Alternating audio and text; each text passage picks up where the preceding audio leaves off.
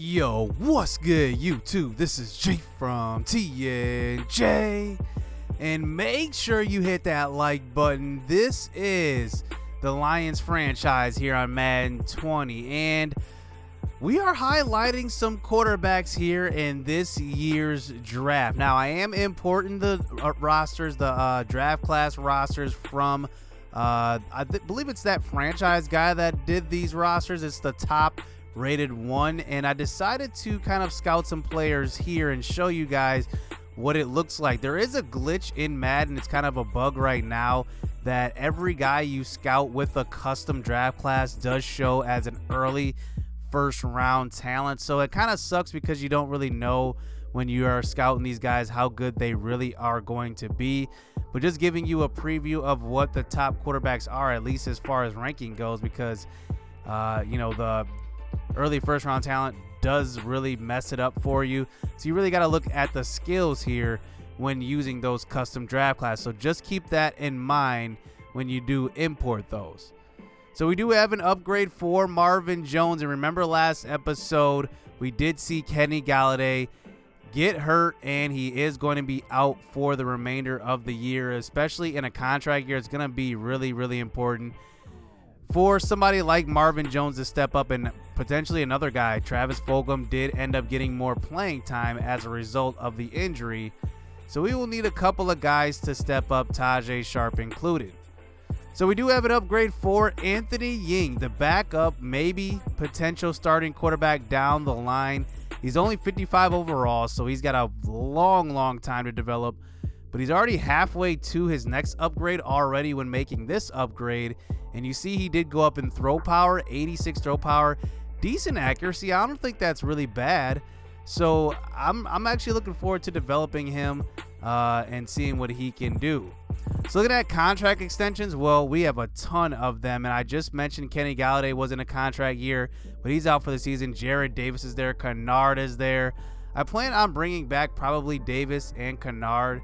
That's for sure. But the guy that is a home run re-signing is Darius Slay, and I am a guy that believes in keeping guys for the duration of their career if they, kind of warrant that. And Darius Slay has definitely warranted that. He's 29 years old. He's not old, but he's not super young either. But I do believe in keeping guys in the same uniform for life if they do deserve it. And look at that. Slay does agree to a 2-year extension to keep him in the uniform with the Lions. So we are going up against the Carolina Panthers, and just looking at their team, they look pretty much the same on offense. Cam Newton as well, DJ Moore, Curtis Samuel. On defense, Brian Burns comes in as a second-year pro here in this franchise. He is 88 speed, so he is going to be tough to handle as well off of that edge. But it's going to be a tough matchup, and we do have a little opportunity here. Like I just mentioned, people need to step up with Golladay out, and Fulgham has an opportunity to earn that extra, that upgrade trait, and we can see what we can do with him, because if he does upgrade to a star, maybe he can start developing at a really good rate, and I would love to see that, especially if we do have to let Golladay go. So we do have an upgrade for Oruwariye. He goes up in pretty much everything here, and good to see him developing because, man, he needs some work at safety. I'm not sure if he will play safety ever again, just based on the mistakes he made in week 1. So let's hop straight into this game. We are at home versus the Panthers, so we do have the home field advantage. Here's Cam Newton, throw over the middle, and DJ Moore does get open in the back of the end zone. I actually thought that Cam Newton was going to run on that one. That's why we moved out to the left a little bit, and it kind of threw me off just a little bit, and that one does get into the end zone. It's 7-0 here for the Panthers. So now back out on the next drive, almost out of the first quarter already, and that's going to be a nice throw that time to the left side, but not enough for the first down. We settle for the field goal. So on to the second here. Here's a play action fake. This time to Christian McCaffrey. But we're going to get in there for the sack. That's Tracy Walker. He gets a sack. And that makes it a 2nd and 19, bringing it to a 3rd and 19 now. 6 minutes left. Throw out to the right side. It's Christian He's going to make a move to the inside and break a tackle and eventually get run down. And now they have to settle for the field goal, making it 10-3. So now a minute and a half left here in the first half. Here is Stafford directing traffic a little bit. He's going to drop back to pass. 4 wide receivers out there. Throw the ball deep down the left sideline, and it does get tipped. And it's almost caught, actually. Bradbury almost tipped it right into the hands of Marvin Jones. And that is going to be how it is going into half as we're down 7. So let's move this one on to the second half. Here's a handoff up the middle. This time, Kerryon Johnson cannot get anything going. And that brings it to a 3rd and 7. Stafford, this time, he's going to take it himself. And he's going to slide in at about the 12-yard line. And that is enough for the first down. So running a man in motion this time. Kerryon Johnson is going to juke to the left side, and he's going to take a big hit, and it's coughed up and recovered by Bradbury on that one. And wow, just like that, we do turn the ball over and leave some points on the board. So now we move into the fourth quarter. 8 minutes here to go in the game. Here's a throw out to the left side. That's Hockenson, and that's about a 12-yard gain. So now throw across middle. This time, Tajay Sharp, who's going to need to step up as well. He gets about a gain of 16 or 17 yards on that one, and that one's enough for a first down. So here's Stafford. This time he's going to air it out here on a 3rd and 7, one-on-one coverage, and it's going to be knocked down. Marvin Jones has got to come up with some of those. Even though it's in traffic, he has that spectac at about 97. He's got to come up with those.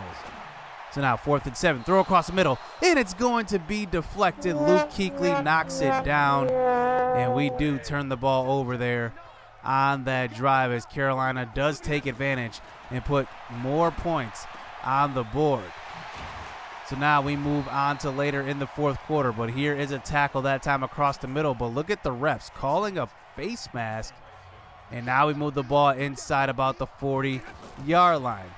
So now 2nd and 10. This time Stafford steps up in the pocket, throws the ball deep. He's got Marvin Jones open again, and he's going to be inside about the 15-yard line, and it's going to be a first down. So now throw to the middle of the field. There is Equanimeous St. Brown. He's going to be in on that one as that moves it to the 1-yard line. Handoff up the middle. Kerryon. He's going to fight his way in. He's going to get in for the touchdown. And we are back down to a 1-score game here as we do eventually move it under 2 minutes as we do force a punt. So now we do get the ball back. Here is Stafford throwing the ball deep. He's got a man, one-on-one coverage, and it's going to be Travis Fulgham. He gets the ball pushed out of his hands on that one, knocked out. And we are going to go for it here on a 4th and 6. We have to. Throw to the right side. It's going to be Equanimeous again on the right side, and that's going to be a first down as Jackson made a mistake, kind of made a play on the ball. That's what superstars do. They make those, they take risks. So I'm probably not bad at that one. Carolina's probably not bad at that one either. So now a minute left here in this game. Here is Stafford throwing the ball across the middle. Wide open. That's Kerryon as he does take a big hit. And we do burn our first timeout here of the second half. So now we move it to about the 18-yard line here on a 3rd and 8. This time trips to the left. Stafford, he's going to throw over the middle. He does have Marvin Jones, and he's going to fall down at about the 15-yard line for the first down. So now at a 1st and goal at the 8-yard line. What am I saying? Gain of 15. Here's a throw across the middle. Here is Stafford. No, he's not going to get rid of it. He gets sacked, and we had no timeouts left. And look at this. Bruh. The clock does run down, and wow, the clock runs out. The same exact thing that happened to the Bears last week just happened just then, and wow, we end up losing that game, and we drop another loss in the loss column as Marvin Jones has a big game, 7 receptions for 100 yards, but we don't get the win. It doesn't matter if we're not winning these games, as another close game, and playing these moments is really, really fun, I think, to be honest, because then you really get to see the true identity of this team. We saw in the first couple of episodes that, or just last episode, I should say, Matt Stafford had that 0 touchdown, 3 interception game versus the Packers, and maybe that's just how he plays when you don't control him. I'm not really sure, but I definitely like playing the moments. I definitely like simming games as well, just seeing how your team plays without you. And next we go up against the Tampa Bay Buccaneers, who did draft a quarterback, D. Bird, after they just re-signed Jameis Winston to a 4-year deal.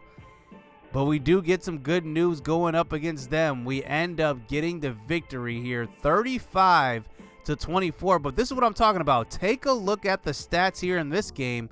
Matt Stafford throws for 4 touchdowns and no interceptions here in this sim. Completely inconsistent here for Matt Stafford to start this year. I don't know what it is, but Kerryon Johnson has a decent game. TJ Hockenson gets 2 touchdowns in this game as well. Deontay Burnett actually gets a touchdown. So good for him. Get him some playing time. He gets in and he gets a touchdown. Who he was on a practice squad last year. Justin Coleman has an interception, and also Chapman leads our team in sacks so far this year. He has a sack. Deshaun Hand has a sack as well. So we finally do get to upgrade Kerryon Johnson, and now he goes up to 82 overall, and he's actually the number 29 ranked running back. I find that really, really hard to believe. I don't think there's 29 better running backs than Kerryon Johnson. So here is Quandre Diggs. He does get an upgrade. He's a number 16 strong safety. I really, really like Diggs as that sub-middle linebacker. As we move on to Justin Coleman, he does get an upgrade. I do kind of want to upgrade his man so I can play more man coverage, and he's pretty good right now in the slot, almost at 80 overall. And then Clint Bowling, who we did sign in the offseason as well, and he goes up 1. He's an older guy, just kind of a bridge guy to the next great offensive lineman that we are going to eventually have or that we have on our roster. So we are going up against the 5-2 Vikings next, as Kirk Cousins is on the last year of that fully guaranteed deal. So he will likely be a free agent unless he signs a new deal with the Vikings. They do still have Dalvin Cook, who is 86 overall. They have Diggs and Thielen, but they did go out and actually draft a receiver in Jose Kelly. Take a look at this guy. He is 78 overall. 94 speed, 93 acceleration, good catching, good route running, just all around good talent for them. So man, they add another weapon to this already explosive offense. So here we go to start this game. Here is Kirk Cousins. He's getting sacked right away on the first drive. That is Snacks Harrison. He gets in through the middle of the field, through the middle of the line, and he comes up with the sack. So we do eventually punt the ball away. Here's Dalvin Cook, though, getting going in the running game to the right side, and they get inside the 1-yard line. So now 3rd and goal. Here's a play action fake. This time Kirk Cousins is going to break a tackle by Jelani Tavai and throws it across the middle, and it is going to be deflected by Tracy Walker, bringing it to an extra point, actually. And no, they're going to fake it, and it's going to be a run out to the left side, the old extra point distance that was. And they actually tried to pull the okie doke on us, but we are not falling asleep here on special teams. So now here on the next drive to start the second quarter, here is Marvin Jones getting open across the middle, putting on a juke move, and he's getting upfield for the first down. So now here's a throw out to the right side. That's actually Travis Fulgham that time, and that is going to be a gain of about 10 and a first down. So now at about the 5-yard line, this time Matt Stafford, he's going to roll out to the right and throw that way. He's got Fulgham for his first career touchdown since taking over Kenny Galladay's spot, and now we make it a 7-3 lead here in the second quarter. So here is Stafford, this time on a play action fake, rolling out to the right side, and he is going to get sacked by Danielle Hunter as this second quarter does wind down. On the next play, 3rd and goal, throw out to the left side, and we just had a little bit of a jam on the outside, couldn't get free of that press, and now we do settle for the field goal, making it 10-6. So now here is Stafford back on the next drive. We do get a little bit of time to put some points on the board, as here he is with 3 wide out there. Throw out to the left side, and it's going to be overthrown, but Marvin Jones gets held on that one, and they end up calling pass interference. So now we're set up at about the 45-yard line. Here is 42-yard line, actually. Here's Stafford scrambling up the middle, and he is going to pick up a nice gain on that one. as that gives the ball to Kerryon Johnson on the next play. And Kerryon does get us closer into field goal range as we do take the 7-point lead here going into halftime as we move on with the 7-point lead. So now we move this one on to the third quarter. Here's TJ Hockenson across the middle. He's getting open to about the 10-yard line, and that is a nice throw by Stafford.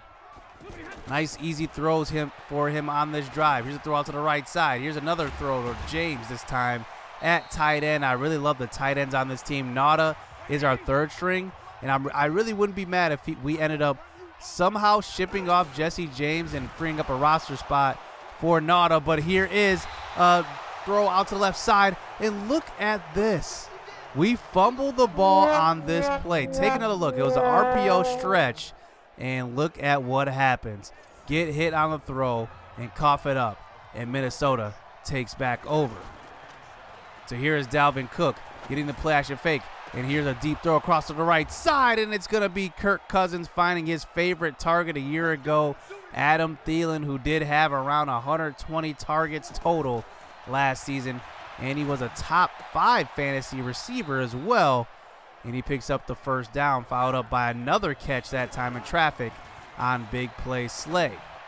So throw out to the left side on a 2nd and 1, play action fake. He's trying to find Thielen again, and that one is going to be knocked down.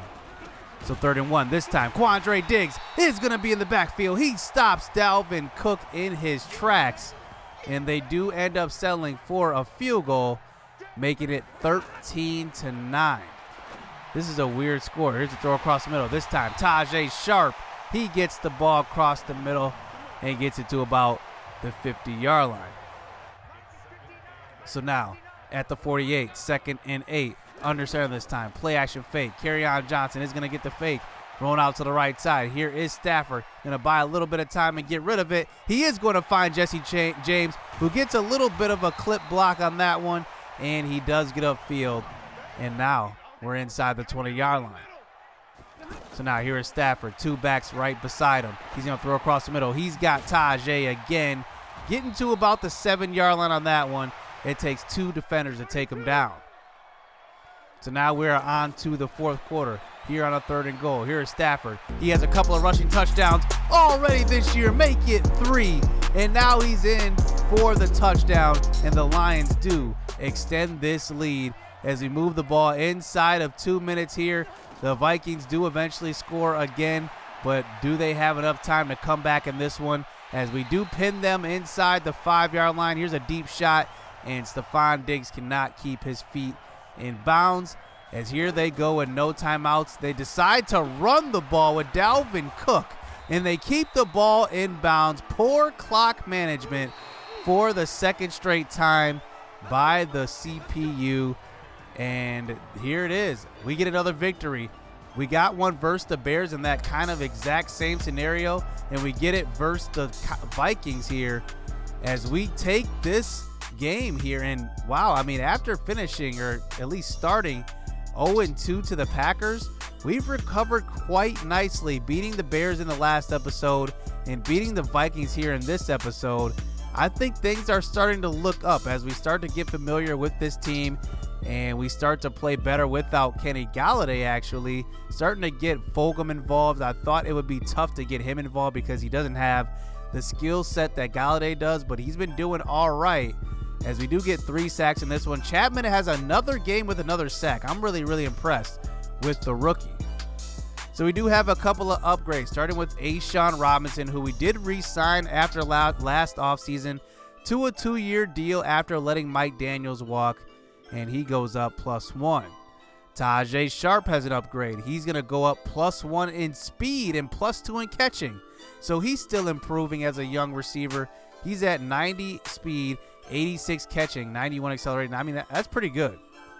Joel Edwards even gets an upgrade. This was our 2nd round pick last year. He goes up in +1 in man, which I wanted to see that coverage go up a little bit and just to see him develop.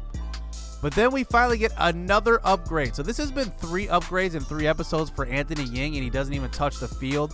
I'm really looking forward to seeing this guy develop now because he's been progressing quite quickly, and we do not know what his hidden dev trait is, but he just keeps going up. with development upgrades, and I really like what I see from this guy. So now we're at 3-4 on the year. Things look a lot better now as we get to about halfway through the season. And the Packers are still on top. They're 6-1. The Panthers are on top of their division.